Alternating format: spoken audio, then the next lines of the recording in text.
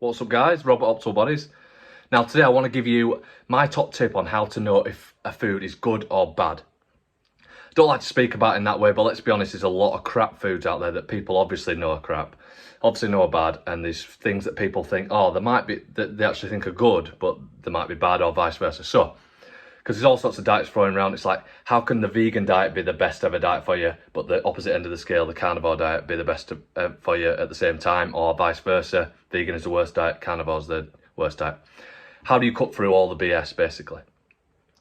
And what we can do is just go back to evolution and our body. Our body is very smart. It's very, you won't outsmart it. The body is there for survival. It gives you the cues to know, like hunger, thirst, hot, cold, these sort of things. So how can we use that to our advantage?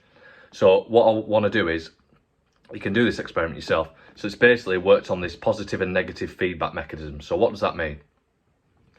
So in my way of knowing if a food is good or bad, if it's a good food, you'll put the food on the table, you'll start to eat it. If it's a good food, when your body has had enough of that food, it'll give you this negative feedback. So the food will start, it'll taste good, you'll crave it as you're making it, you're eating it, you're salivating, you're eating it, yummy, yummy, yummy, yummy. Eventually it'll almost start to feel a little bit sick. You might get that, or you might just start to feel full, or you just don't want to see that on your plate anymore, you've just had enough. That is perfect evolution at its best.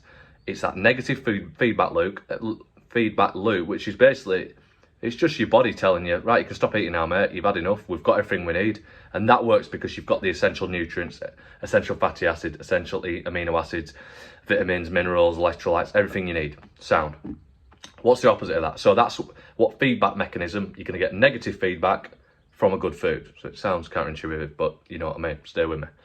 So if you're eating something that's bad, that you shouldn't be eating, or the body doesn't want it inside them, or it's just not conducive to dieting, then what is going to happen? It's going to be the opposite. You're going to get a positive feedback loop, which is exactly the same physiology in your brain as taking drugs, unfortunately. Sounds extreme, but it is. Stay with me. So let's say you open a massive pack of family-sized Doritos, Skittles, 12 donuts from Krispy Kreme, etc. Those sort of stuff. We all know the crap. So what happens when you start eating those? You get that craving, you're salivating, you start eating them, but you get the opposite effect. You don't seem to start to feel full. Your brain starts to be like, whoa, wired, more. So you get a positive feedback loop. It's like, keep doing it. Fat storage. And overall, you just end up consuming too many calories because you're not getting that signal when to stop eating. And that is because, one, you've got that drug-like effect of carbs, perfect amount of carbs, protein, fat, sugar, salt together that manufacturers make to make you addicted to those foods. Sets off dopamine in the brain, like sniffing coke. Exactly the same physiology. Sounds extreme, but it is. Look into it. Okay, you don't get that feedback mechanism. And because your body's searching for nutrients, essential amino acids, essential fatty acids, vitamins, minerals, electrolytes, etc., micronutrients. Notice I didn't say essential carbohydrates. It's not looking for those. I spoke about that before. So what it does is, it's like, all right, keep eating. We're not getting what we need. Keep eating. Where's the protein? Where's the fat? Keep eating. And look how many calories come along for the ride. So that is why. So the food's very addictive. It's meant to be addictive, and you can't stop eating it because you're not hitting your macronutrient and micronutrient values. So let me give you a quick example of this.